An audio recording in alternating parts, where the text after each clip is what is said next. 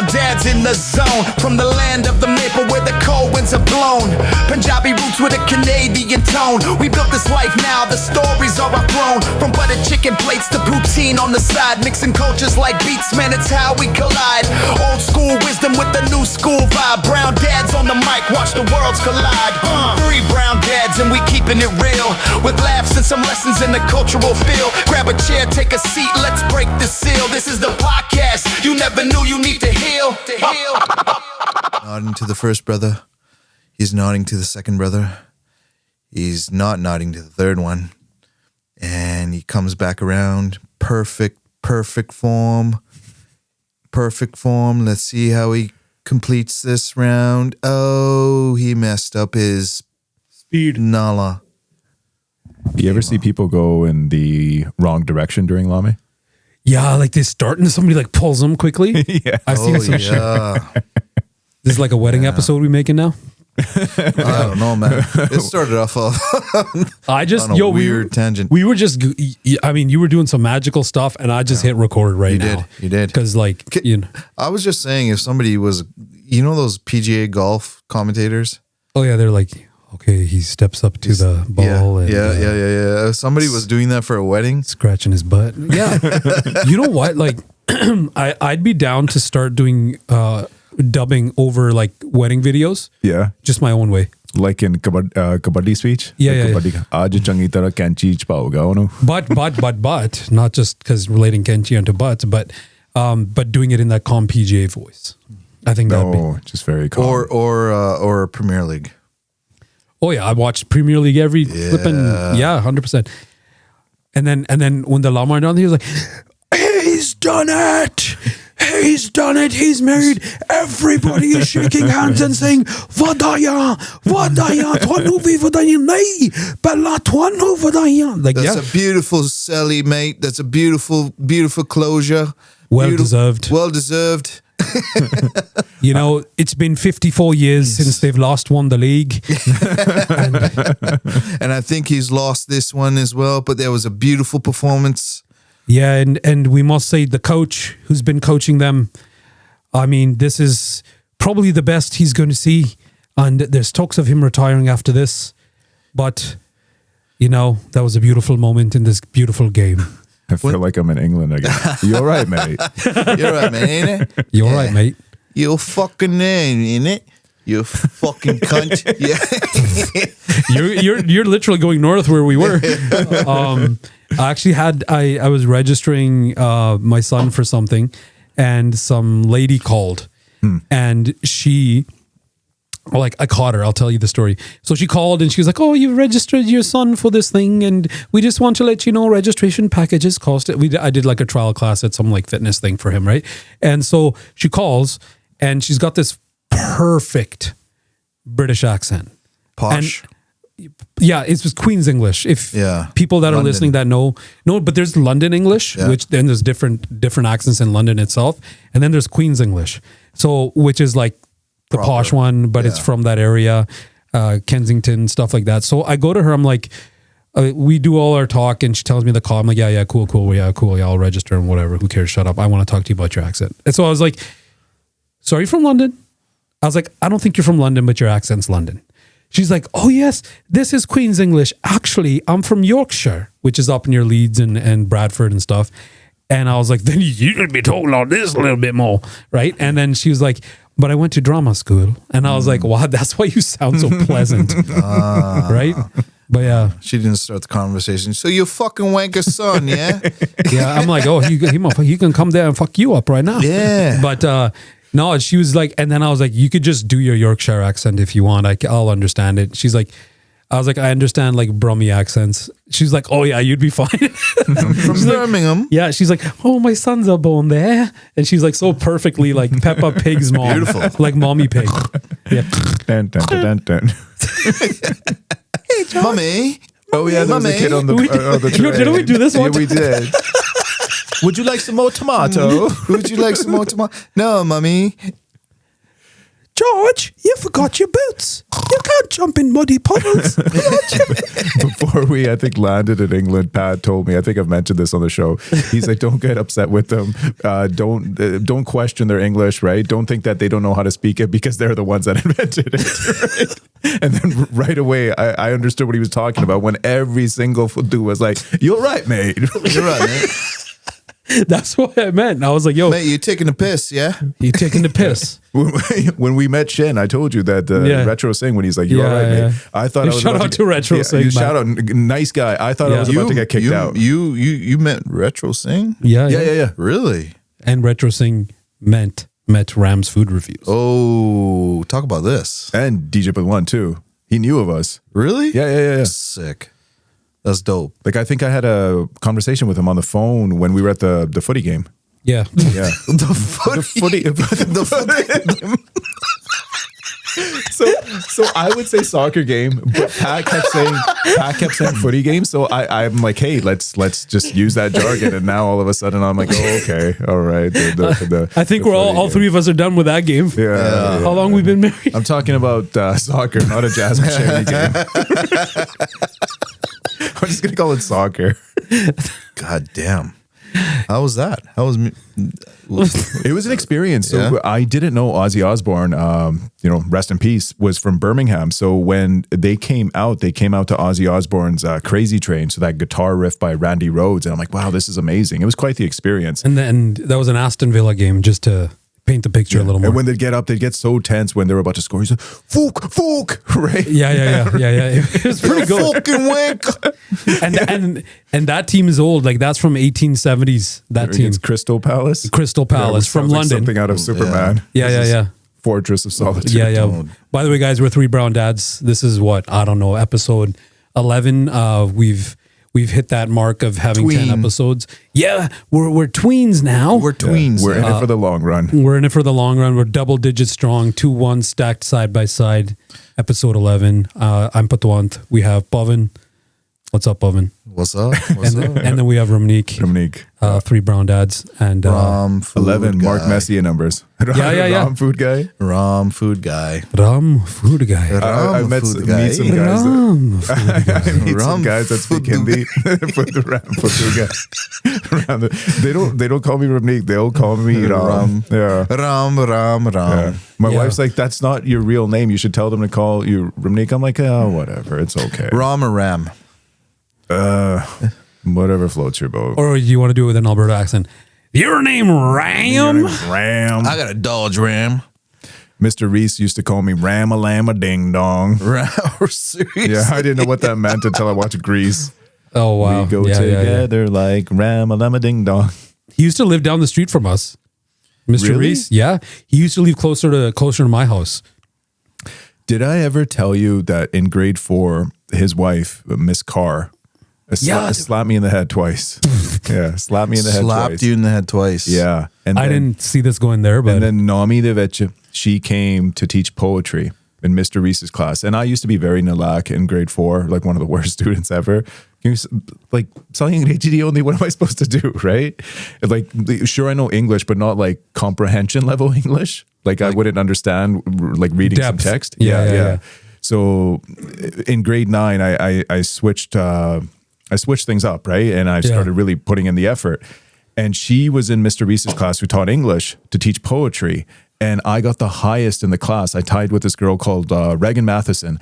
And I went to Miss Carr to tell her that I'm the same student from grade 4. And she didn't remember me. Did you smack her in the head too? No, I didn't. Okay. No, but I didn't get that moment of satisfaction. I wanted it so badly. You just wanted her to remember you. Yada, Now look at me now. That teacher was a gangster.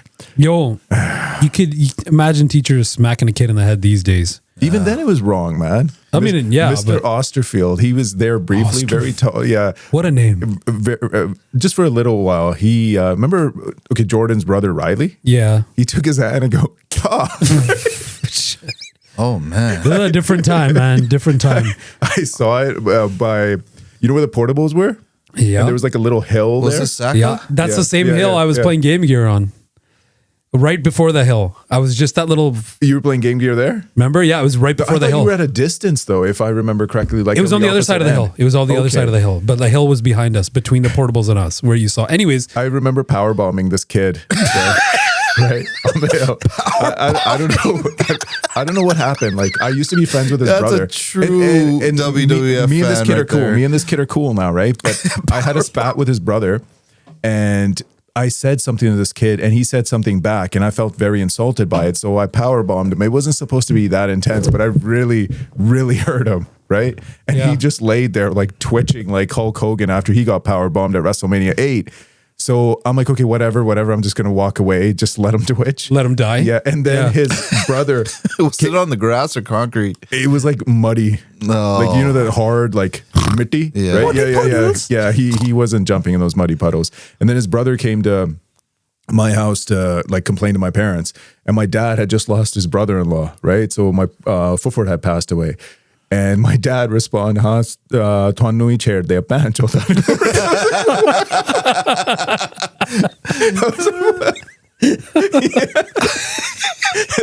He went home and told his mom.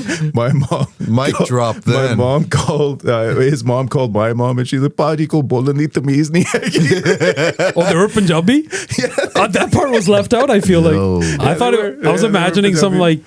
Not Punjabi kid. No, it was a Punjabi. Oh, that's even better. He said it right to him. So I was probably 11. So he said it to a, no, I was 12, I think. 11 or 12. So he said it to another Punjabi kid that was like 12, 13 years old. And this is Saka. Yeah. Damn, that school is fucking crazy. Yo, honestly though, like I didn't get any of that. We didn't really realize it was that. You know, Tapascan was a little more chill back though. Now it's not. Now it's Tapascan, the shooting at the max. Somebody tried to abduct a child from Tapascan dressed up as a clown. I remember that. Yeah. It was in those same days. Yeah. It was just a few years after that. Jeez, that's messed up. Because that weird stuff started happening when I was in junior high. And I remember one of the teachers at Ellerslie, it's kind of a hero story for him, right? But he was also a math teacher. He was also a gym teacher. He wasn't Ron Jeremy. Mr. Cooper? Yeah. Okay. So Ron Jeremy, the teacher, not the person. Yeah, like, because you don't want that guy around schools. But anyways, this guy pulls up in a pickup, and he's matching a description of somebody who was like showing up at schools and stuff, doing weird ass shit, right? And so Mr. Cooper just talks to him like it's like all nonchalant. And he puts his hand inside his window because his window's rolled down, turned the ignition off, grabbed the keys, pulled the keys out. And I think the rumor was, and this is not necessarily true, that he grabbed the guy and dragged him out too and pinned him on the ground. Oh, wow. That's what I heard. And then the cops came. Damn. So was it like somebody that was trying to abduct a child? Yeah, it was a suspect that's the same description, same vehicle, who was seen at a bunch of schools. Now, keep in mind, schools talk to each other before it gets out in the media. Like, they'll be like, yo, guys, watch out. There's this dude coming around our school, so it's in their area, right? And so Ellerslie compared to Sakaw, and there was people at Sakaw doing the same thing. So I remember, like, my family telling my brother to stop going to the park because this stuff was going on in those days. That's terrifying, man. Yeah, no, for real, it is. Yeah. And then, especially now that we have kids, right? And so, yeah, Mr. Cooper took this guy down allegedly. ਉਹ ਬੰਦਾ ਮੈਨੂੰ like ਨਹੀਂ ਕਰਦਾ ਸੀਗਾ I mean, ਕਿਉਂਕਿ ਆਪਾਂ ਆਪਸ ਵਿੱਚ ਫੁੱਟਬਾਲ ਖੇਡਦੇ ਸੀਗੇ yeah ਐਂਡ ਮੈਨੂੰ ਪਤਾ ਨਹੀਂ ਉਹ ਆਪਣੇ ਨਾਲ ਕਿਉਂ ਖੇਡਦਾ ਸੀਗਾ ਆਪਾਂ ਨਿਆਣੇ ਸੀਗੇ ਰਾਈਟ ਸੋ ਉਹਨੂੰ ਟੱਚ ਡਾਊਨ ਰਾਈਟ ਐਂਡ ਮੈਨੂੰ ਗੁੱਸਾ ਚੜ ਗਿਆ ਸੋ ਮੈਂ ਉਹਦੇ ਟੱਟਿਆਂ ਦੇ ਵਿੱਚ ਮੁੱਕੀ ਮਾਰੀ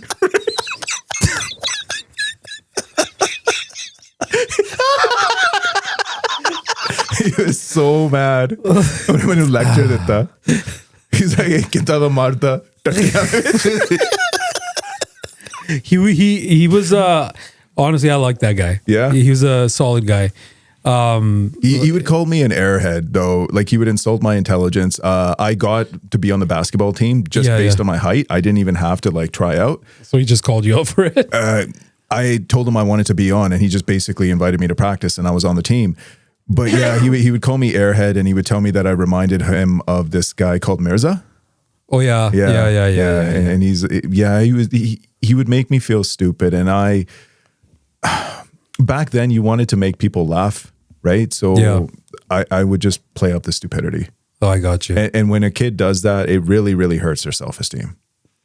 Yeah, it's a weird wormhole to go into. Yeah, like my guy is Robbins. Mr. Robbins was my guy. He was a solid guy too. Yeah. Like I didn't resonate with him a lot. I only had him 1 year, but like, you know, you look back and you think about it, even during that time, he was a solid guy. Yeah. Mr. Cooper was solid for me too. You know, like for me, he was all good. Like he actually like was able to get through to me with math and like used me as a leader. Whereas I thought I was like opposite. I thought I was like, because I wasn't doing good in math. So then he's like, I'll help you. And then he helped me. And then I understood it. Do you remember his laugh? Yeah, really loud. Yeah. Yeah. Yeah, that's what he laughed. Yeah. He was I always had Chipiuk as my math teacher. Yeah, I don't remember her, but was it a her? It was a her, right? Yeah, Miss Chipiuk. She was the first room on the left side when you went upstairs. Oh man. I think Cooper was like in the middle on the right. Yeah. Well, if you were going right from the other side, then yeah, true. So I would go from the office side, and then he'd be on the left. Yeah, Robbins was my guy. I never felt like hitting him in the tatte with my mucky. Yeah, we also had a bunch of like chemicals in the room he could have thrown at you. That's true. Once he showed us the liquid nitrogen to show how T1000 operated. That was so cool. Oh, the was so cool. Yeah, and the mercury, because I remember he dumped mercury on the desk. Yeah. And I was like, bro, like in retrospect, I'm like, you just dumped mercury on the desk. Yeah, man, teachers were dope back then.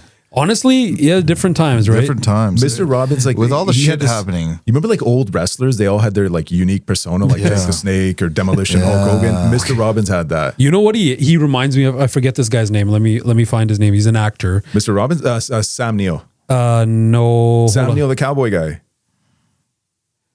Jurassic Park? No, he reminded me of no, not Sam Neill. No. What's this guy's name? Sam Elliott. Sam Elliott. Sam Elliott. With the deep voice. No, Sam Neill is Jurassic Park. Sam Elliott is Big Lebowski with the muchan, right? Yeah, that's what I meant to say. Sorry about that. And he had a little kind of like a sitcom recently called The Ranch.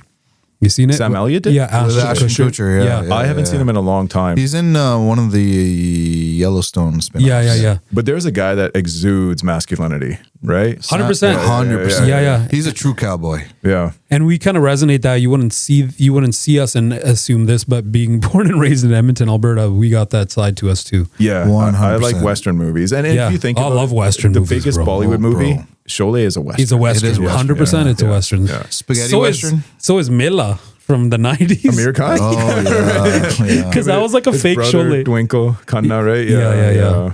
But yeah, no. So my dad was watching that movie. Like we were all watching it together. My dad was so excited that all of a sudden he's like, "I thought it was a wasp movie." Mila? It's essentially it's a ripoff of Sholay. It's Everybody like loves that movie though. Mila? I know a lot of people that love But it. Sholay is basically Seven Samurai. It's the same movie. Yeah, but Mila is essentially Sholay. The same concept, same story. He gets in a truck. He finds a girl on the side of the road. That she jumps in the truck. It's essentially the same thing. Because whenever I watch it, I'm like, this is the same story as Sholay. However, the music was good. And if you put I don't remember the songs. You know, you just reminded me. I don't know why I thought about this, but there's this chitty that I know, and she started watching Bollywood movies when I used to work at the theater, and she started working as a film classification officer. Yeah. And she was talking to me about the new Hindi movies that she saw. And she's like, Ramneek, I just saw this movie called Gunde. I really like it. I'm like, it's called Gunde. Yeah. And she's like, but I prefer Gunde. I'm like, Gunde means onions. Gunde means hoodlums. Maybe she really likes onions. or maybe she likes dirty guys. But it's so Gunde. it's so silly. Yeah. Like if I go up to someone and say, I like the movie Star Wars, and they're like, it's Star Wars, but I prefer Star Wars. I'm like, come on. I identify as Stuart Wars. Stur. Yeah. Stur. It's a Gunde. Yeah, it's one of those things like, there's this big movement recently, it kind of ties in with this, where there's a lot of people like, I'm specifically thinking of somebody who works in the media because I have her online because we worked for the same entity when I was on the radio, same master company.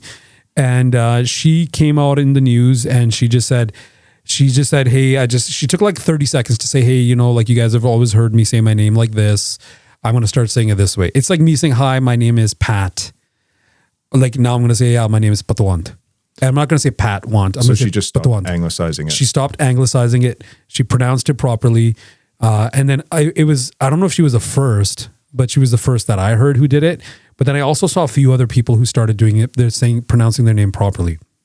Yeah. You'd be surprised. Maybe you wouldn't, but maybe the listeners would be surprised. Leave a comment if you are, that, more people actually around the world, different cultural groups, linguistic backgrounds, can actually pronounce their names. Yeah, you got to force it on them too. Like we're saying their names. So now I used to always anglicize my last name, but now I just pronounce it. It's Tung. And they struggle with it, but that's it. That's the name, man. Tung. If they don't know how to pronounce it, just give them the Tumbi analogy. Yeah. Oh, you know what my daughter's doing now? What? Balle balle aj badi raunika sohor te Tung. And they're like, honey, what's your last name? Tung. That's hype. That's a good one. Yeah. For more reasons than just her doing it. But yeah, man. So there's a lot of people doing that, and there's like say how their name is, or at least if your name's already, because of longevity, it's already been anglicized. At least teaching people how it's actually pronounced. Be like, oh yeah, you guys can call me. It's actually pronounced like this. Did you know that? And then some people actually start. Like I had a guy that I worked with who would just call me my full name, and because people always call me Pat, right? And he's like. He would just call my full name, and he'd try to soften the T instead of Pat. He'd be like Pat, and I was like, oh, okay, cool. I get what you're trying to do. Fine, all good, right? Yeah. I grew up with my name being butchered, right? And but anyways, yeah. So it's like a thing now where people are doing that. Like, and how hard is it to say Pavan? Like, did people butcher your name? Oh yeah. What'd they call you? Pavan. Yeah. Like, so I'll just say Pav. That's fine. Just say Pav. Yeah. I'm often called, instead of Ramneek, I've gotten Rafiq. Renee. Rafiq. Why have you gotten Renee? I don't know. Please tell me. I don't know. Ramneek? In Alberta, we're not rednecks. We're rednecks. I also got Mr. Khan. I don't know where that came from. I know where that came from. And Ramneek tuna. Well, if you want to get that tuna in the can, you got to ram its neck in there. Yeah. Ram neck tuna? Yeah. They don't see the G, eh? At the end. You gotta G. hear these, like they call you and they're like, hi, Mr. Khan. This is Lefty Fitch. I left a voicemail for you yesterday. Now, please give me a call, Mr. Khan. I'm not Mr. Khan. What was it? Or yeah, I know it's pretty funny. Yeah, so people have stopped doing that, anglicizing their names, and I think that's kind of cool. Yeah, I respect that. Yeah, because you go to Quebec, they ain't going to be like, my name is John Chrétien. Yeah, they're going to say, my name is Jean Chrétien. Jean Chrétien. And I probably didn't even do it correctly, and I'm not, nothing against French Canadians, but shout out to them actually, in fact, because thanks for Patrick Raw's post-game interviews. I loved them all. Yeah, and the last Stanley Cup for Canada in '93. I used to go by Rocky in school, right? Because that's my pet name at home. And yeah, and people would make fun of me, call me Rocky Balboa. And there was a song from Three Ninjas, Rocky Loves Emily. I started doing that. So I went with my real name in grade 4, went in Miss Carr's class, Ramneek. But then Ramneek turned into Ram Geek. And but once Old Neighbor changed it to Ram. Ram? Yeah. Damn. Yeah, Ram. Well, I mean, you don't see, think about it this way. If a sports commentator is misnaming or mispronouncing a name, like a footy player. Yeah. I know many of them back in the day. Back in the day. Yeah. You don't usually see that. You don't usually see people Who's not rolling the R's when you're saying Cristiano Ronaldo? Even that, I was going Cristiano Ronaldo, but yeah, you know what I mean? Yeah. Or like Howard Finkel used to do that for Razor Ramon. Razor Ramon. But yeah, and like people can roll, more people, like unless you come from like especially with the Tim Hortons thing, they can roll them. Yeah. Yeah. Roll up the rim to win. It's funny, I saw like a rolled up rim somewhere here in this house, and there was a donut on there. Did they bring that back, or is it still in the app? Like I'm wondering if we found some. Both, I think. So you can actually roll it up again? I think so. Do you? This just reminded me of something. Mr. Bischoff. You remember Mr. Bischoff? I remember that. I remember who he used to play soccer guy. also. Yeah. I thought you said Bishik or Mr. Bishik. Who's Bishik? I don't know. Mr. Bishik. Yeah, I took a soccer ball in the face from him. He took the net falling on his face once. It started bleeding, and I remember Sandeep started laughing at him. But Mr. Bischoff, he would call me Dodge Basketball Ram. net. No, the soccer net fell on his face, okay. right? The post landed on his nose. Yeah. But Mr. Bischoff used to call me Dodge Ram. And then once, I don't know what happened. Somebody didn't understand a question and said, what did you ask? And Mr. Bischoff, this is like grade 8 and 9. So like what, 13, 14-year-olds. He's like, I asked if you smoke or after having sex. What? Yeah, he said that. These were different times. Yeah, we grew up in the Wild West. It was good times. Yeah, different times. Slapped by Mr. Osterfield. Latchkey kids. You won't see any latchkey kids. You don't see block parents anymore either. Yeah, whatever happened to block parents? Did they put them on the chopping block? I don't know, man. But like as a kid, like I mean, maybe it's marketing, maybe whatever. I'd go walk around the neighborhood, ride our bikes and stuff, right? And I'd see the block parent little sign in some homes, and I'd be like, I had a friend, and he had a block parent thing in his family's house, and so one time I actually thought somebody was trying to break into our house. Yeah, and it was just me and I like my brain is defaulting to saying me and the kids, but that's like my siblings. So because I'm the oldest, right? So yeah, it was just us at home, and I don't know what it was. Like I think, so then anyways, I called my friend's mom, their home phone number, and the mom always answered. And because she was, they were block parents. So I called them and I was like, yo, this is what's up. And she was like, oh, thank you for letting me know. She didn't really help me, but she did say, oh, you better call 911.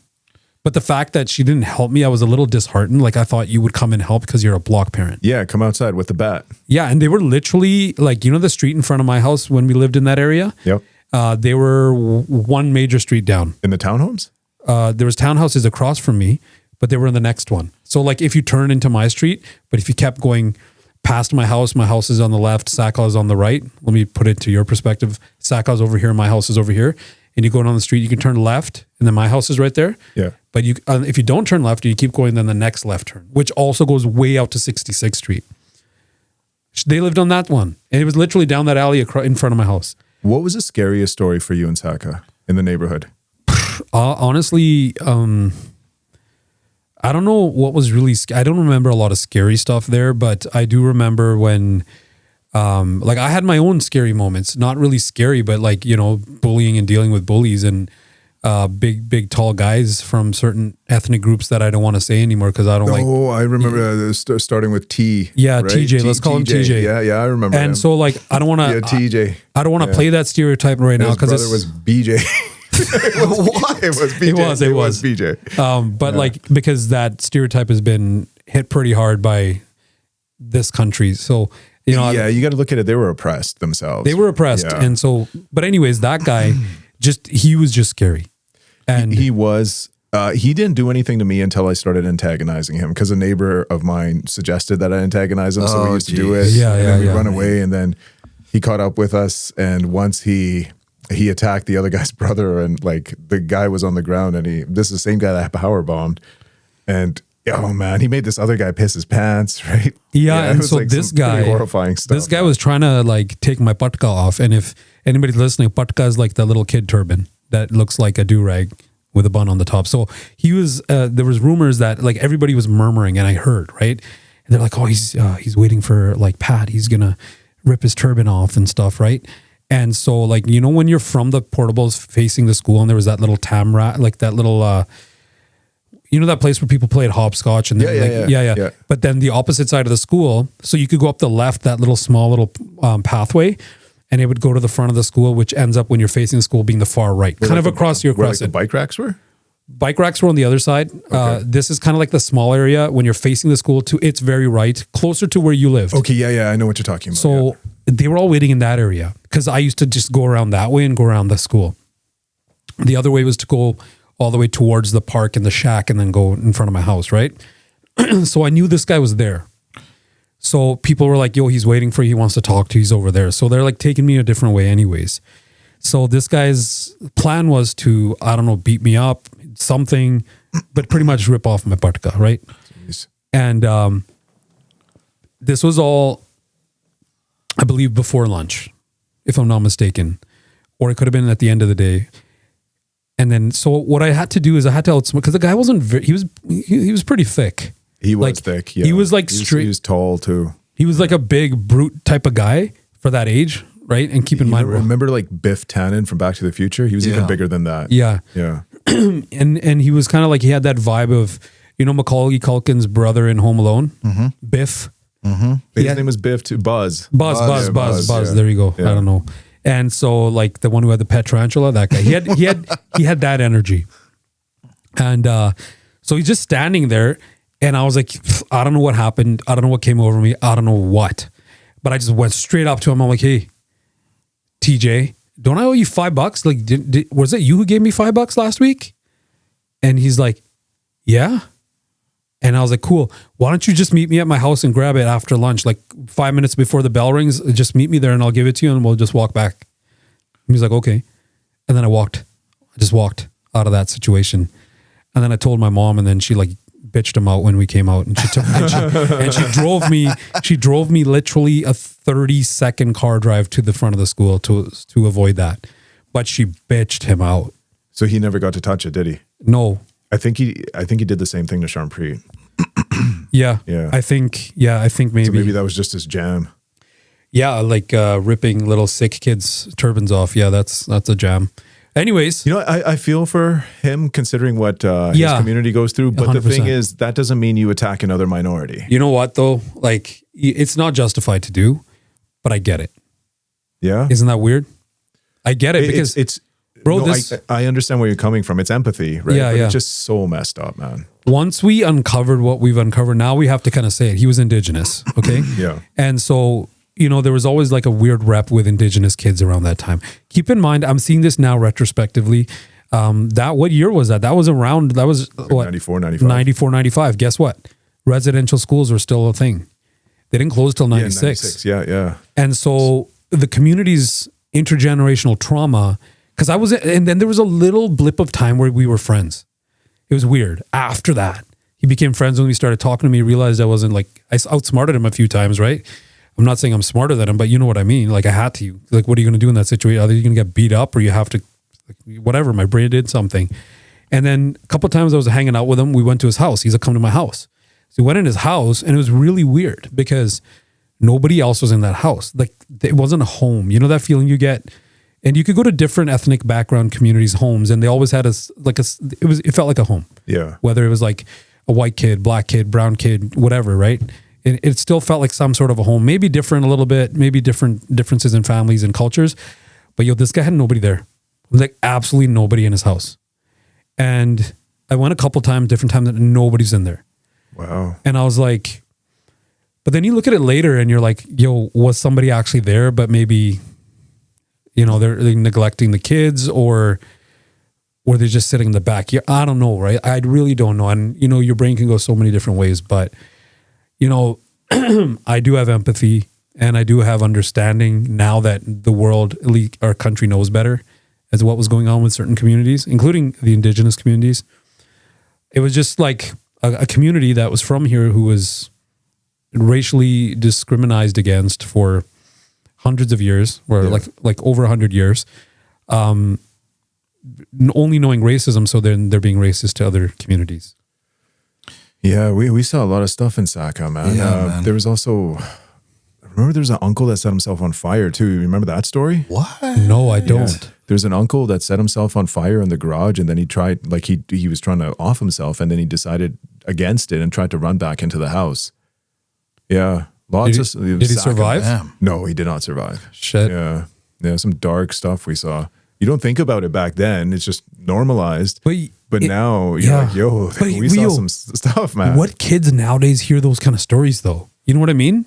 Like there's also like more of a safeguard up against these stories hitting kids' ears. Is it though? Because they have access to the internet. We didn't back then. And that's where there's a discrepancy where parents won't necessarily, we're finally doing an actual dad talk here on Three Brown Dads, but there's like a discrepancy between like what you tell your kids and what they discover themselves or with their friends. There's like a fine line between it where you won't tell your kids about, I don't know, like maybe let's just pretend some murder that happened down the street, but then they read about it online or their friends talk about it as a rumor. And so the kid still gets it, but it didn't come from like talking at home or because sometimes we would get it from the parents. Pavan, did you get it from the parents? Like, or watch it? Remember Punky Gustafsson? Remember that one? Yeah. Where'd you learn about it from? The news? Your parents? News probably. Yeah. Yeah. No, we were exposed to the news. Yeah. Like after that happened, Punky Gustafsson, I think this is 92, 93, my parents didn't want me leaving the house anymore.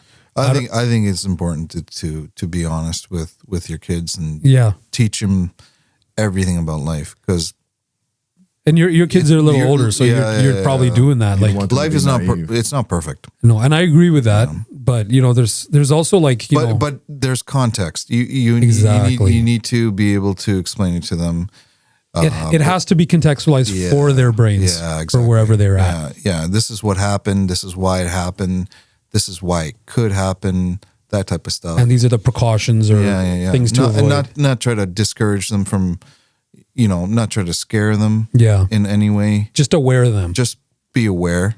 Because we like I said, we were latchkey kids, and sometimes there was shit happening all around us, and we were just still, 10, 11, 12 o'clock riding our bikes in the summer. Yeah. And our parents let us watch whatever we wanted because they wanted us to learn English. So we're watching like RoboCop. So we were like exposed to evil already, because that death scene where RoboCop gets killed first by like Red Foreman, that is brutal, man. It is brutal. It is brutal. It was Red Foreman. What's his name? What's that guy's name? Kirk something. No, just call him Red Foreman. It's a great movie. It's like a crossover.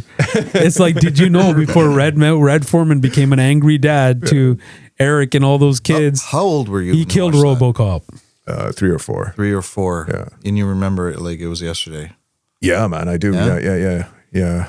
I just, I think my interests were very specific. So I didn't like, even that story you were talking about in 92. I don't even know what that is, even to now.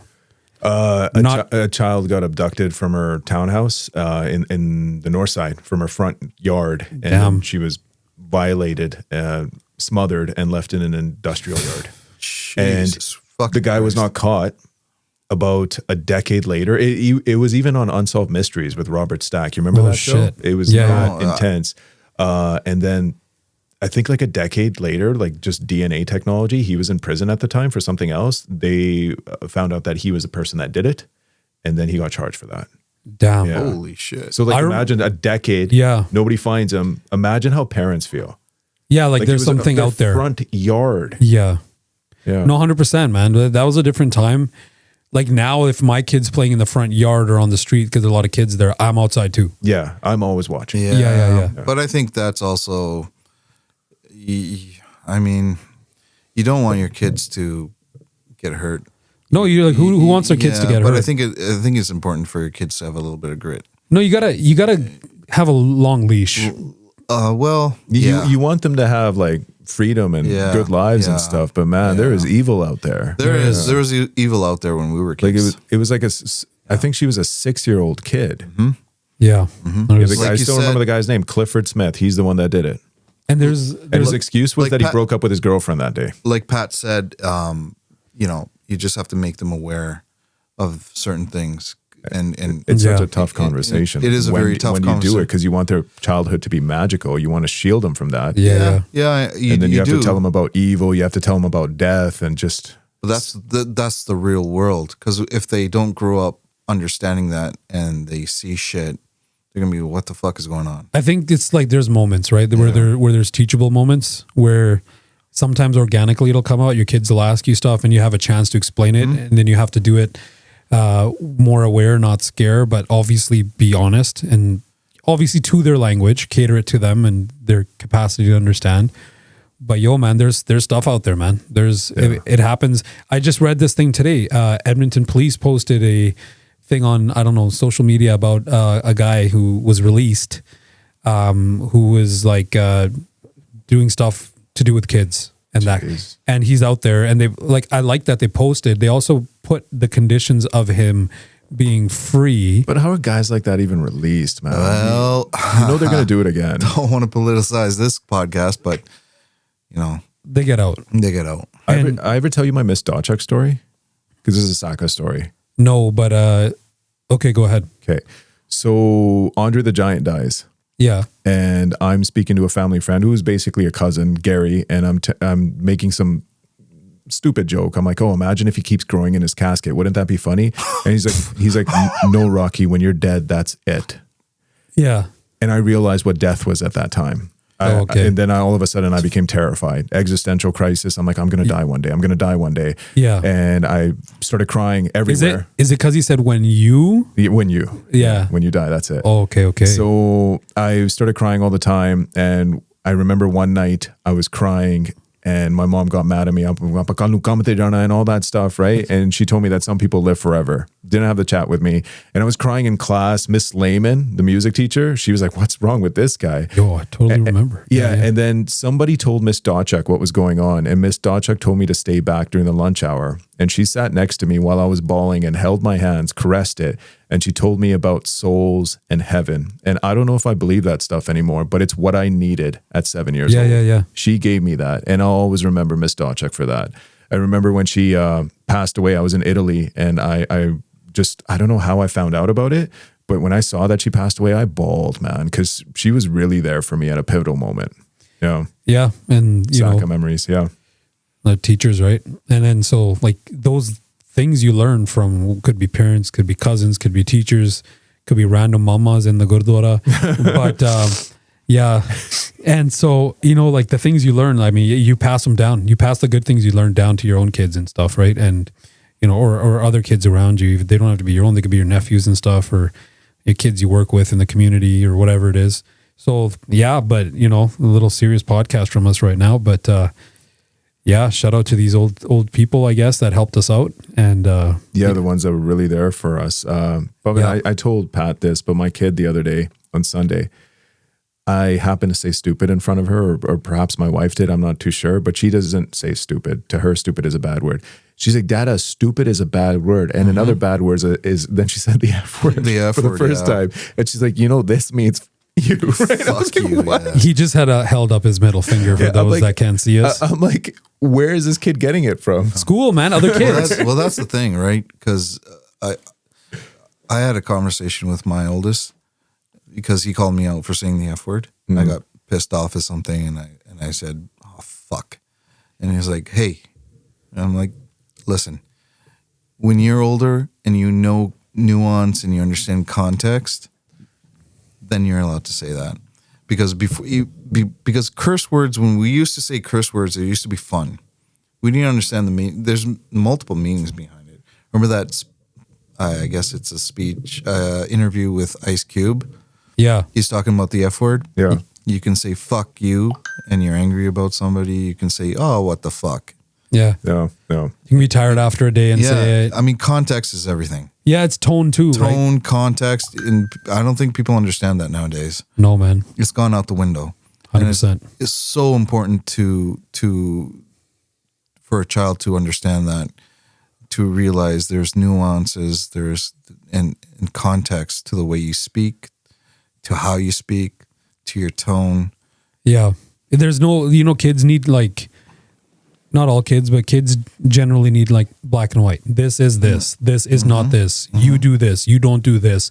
But then as soon as their brain kind of opens up to gray space in between or context, like where it's acceptable and where it's not, okay, if you want, weird thing, maybe I'm just jumping a little bit into something a little more visual, but when is it right to take a baseball hat and smoke somebody in the head with it? The baseball hat or bat? Bat. Baseball bat. That's what I was thinking head. I was picturing a head. Okay, let's say a baseball hat. They're hard, but you know what I mean? When's it acceptable to hit somebody with a baseball bat in the head? If somebody enters your house. Exactly, right? So without permission. But you don't just walk up to somebody and club them across the head, right? Exactly. You don't. So that's I'll tell you straight up, if somebody comes up to my daughter to talk, like an older person, a stranger, my fight or flight, it's not flight. My fight response is, I know 100%. Right? I got my fist clenched. I'm like, you're gonna get it, buddy. There was a dude who was and there was posts about him on Facebook. There's this dude, I just think he was maybe just had dementia or something. Right? I'm trying to think of the better thing. Who would go walk around the playgrounds and just sit there. He wouldn't do anything weird, but he was just creepy. And people would say that. And I'm like, okay, so did he try talking to kids? Is he trying to laugh with the kids or interact with them?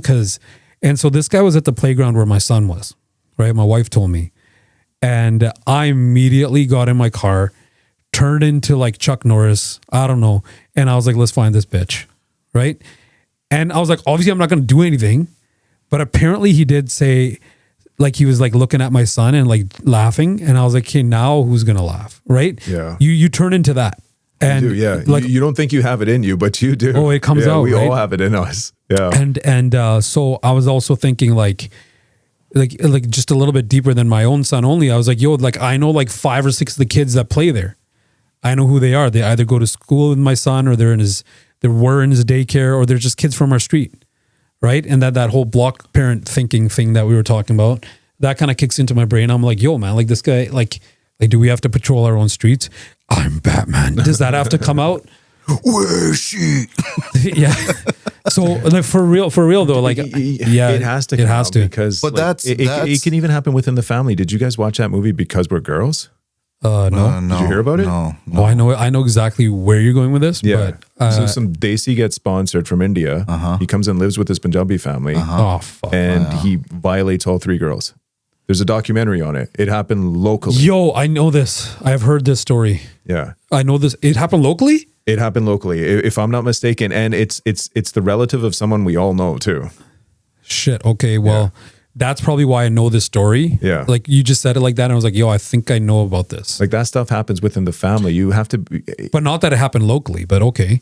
I'm pretty sure it's locally, man, if you search it up. That's Yeah. okay. We'll figure that out. But like, yeah, there's that too. And you got to teach And if about it's not like, locally, but still, like, still it happened. yeah, you just don't know who to trust. Yeah, but I agree with that. I also subscribe to the idea that we grew up being more aware of our environment and the people around us than this generation. We didn't have we had a lot of distractions. We didn't have the same distractions. We didn't have the same distractions.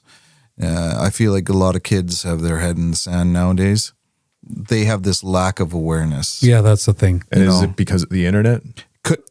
Yeah, Because you just spend all your time. So like we went outside. Yeah, we loitered. No, it's not even about going outside, but you said loiter, right? And the art of loitering is literally just dead.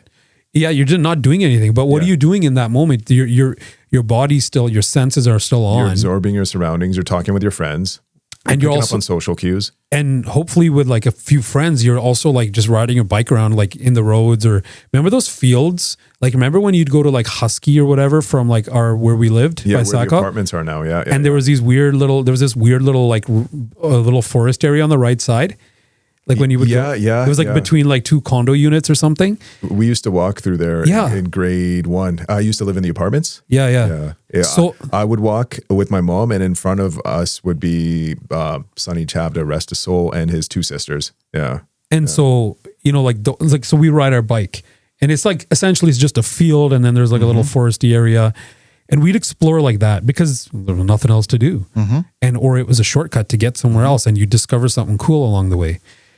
I don't think, and I could be wrong, and I really hope I'm wrong, and I know it doesn't apply to everybody, but a lot of kids don't have their neighborhoods mapped out like we used to. No, they don't. Like where you're gonna. I don't see groups of kids riding their bikes. I mean, in my neighborhood, because they're still fairly young, I do see that. Yeah, it's so weird. There's a small sense of community there. All the kids know each other, all the parents know each other, but I don't see that in other neighborhoods. I don't see that sense of community back then where all the kids are playing together. All the parents are outside or inside. We all know each other. We're all taking care of each other. I don't see that. I think that gap has widened.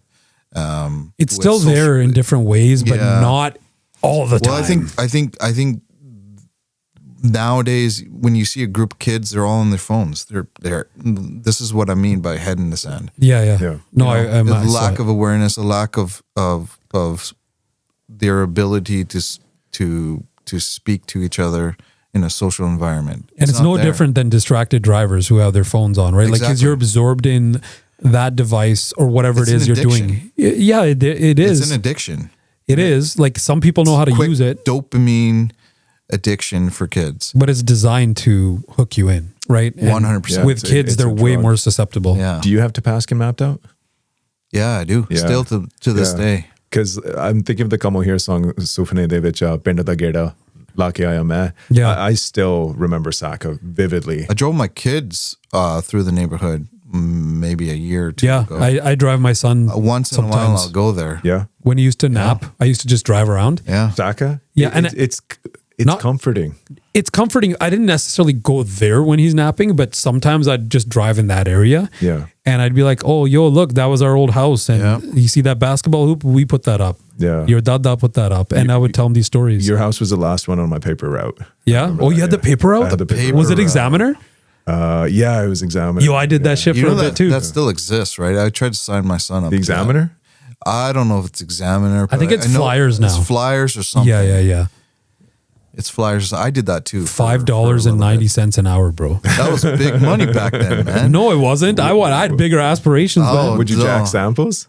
No. I was such a lib kid. My parents started doing it for those me. samples that were in there was like creams or samples. Yeah. You didn't think that was big money back then for a kid? Come on. No, man, because I think I started doing that a little later than when I probably should have. That was max money. That was like go rent a movie, Coke candy from 5 grab Star. 5-cent candy, I and think a Slurpee, and a I was bag put of chips. Yeah, that for sure. But I think I was put in that situation a little bit later than maybe I was like probably one of the older kids doing it. Let's say, like I think I started doing that in grade 7 or 8, whereas some kids were doing that in like earlier. And my aspirations, like there was this point around 96 where the comic book Superman died, like around that time. Oh, when Doomsday killed him? Doomsday killed him. And I was like, yo, I need to get all of these comics. And then there was a DC versus Marvel. And then they merged the universes and they called it Amalgam Comics instead of DC or Marvel. But it was they both. So there was 4 comics in the series. Marvel published 2, DC published 2. And I was like, yo, I got to go buy these comics. I wasn't going to get that for $5.90 an hour. Number one, I hated the job. I didn't like doing it. I don't know why I was doing it. I half-assed it as much as I could.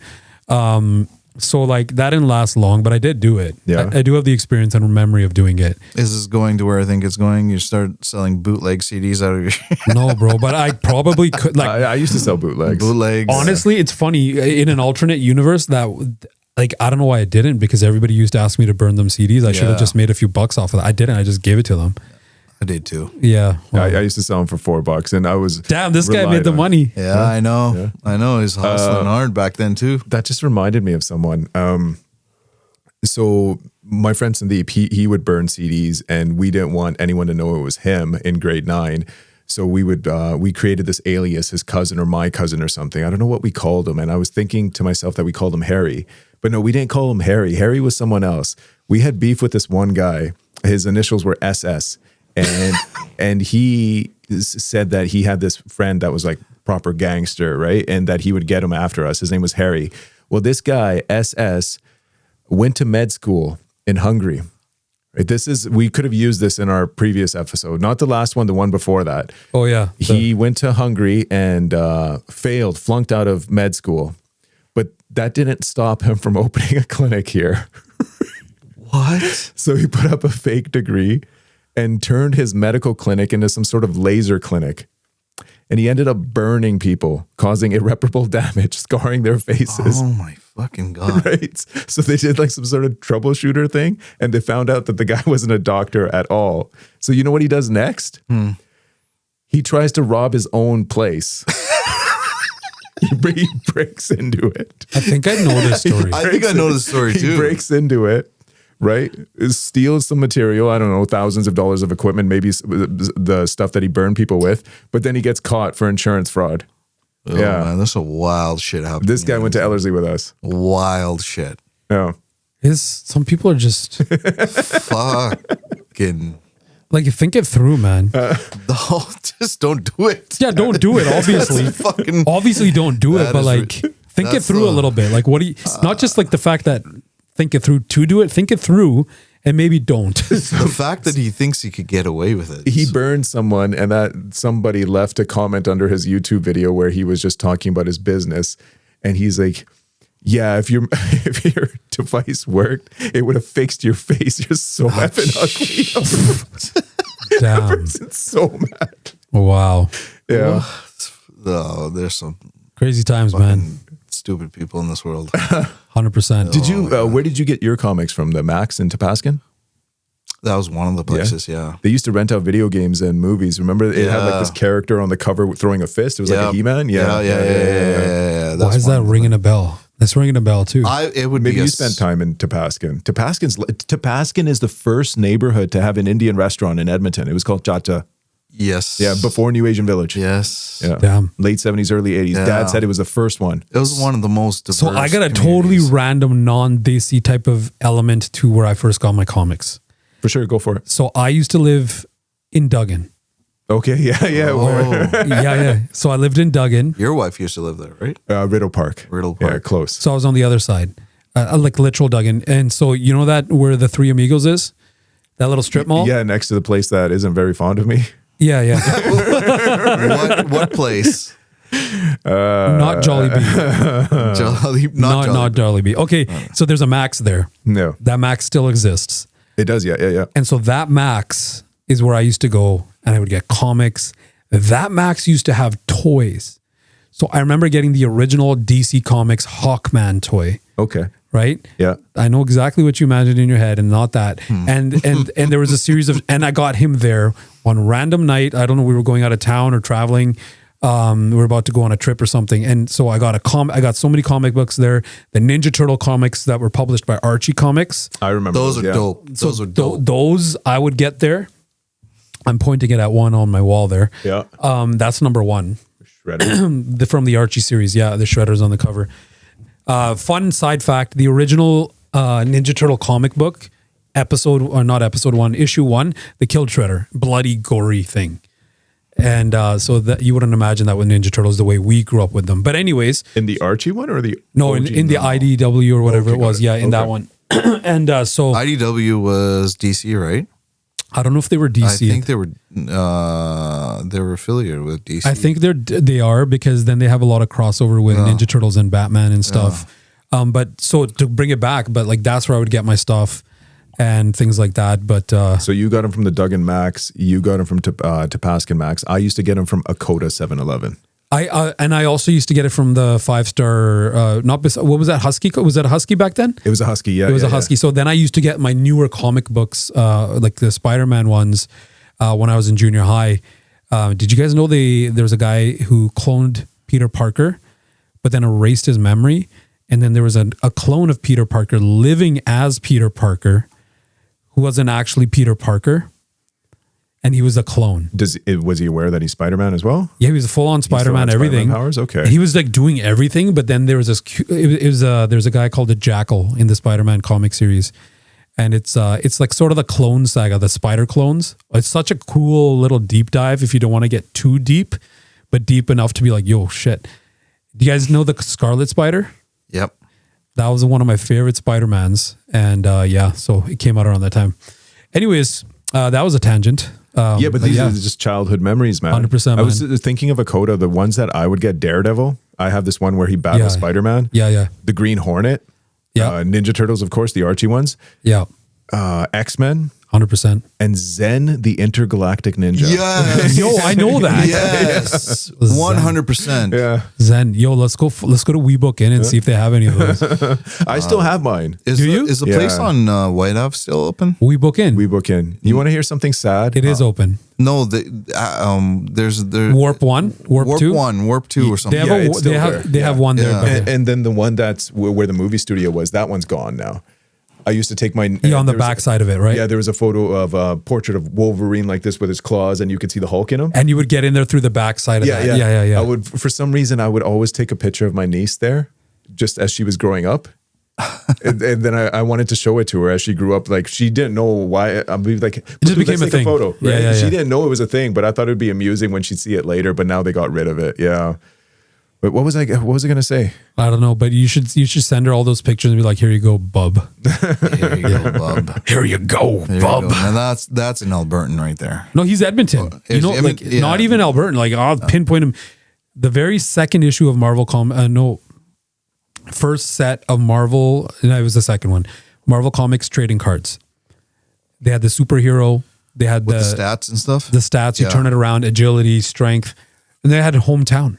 and Wolverines said Edmonton, Alberta. There was also the first series, Marvel one, the second series. I have the whole thing at home. Check. Yeah, because as soon as the pandemic started, I had some disposable income, and somebody was selling it. There are a lot of binder, people. Yeah. And I took it all, man. Oh yeah. man. So the first series, $50. This was 1991. So I believe the first ones were 1990. Yeah, the first card was Captain America in the first one. Yeah. Yeah, and then the second series for the first one, it was like this beige yellowish border, and Spider-Man was the first card.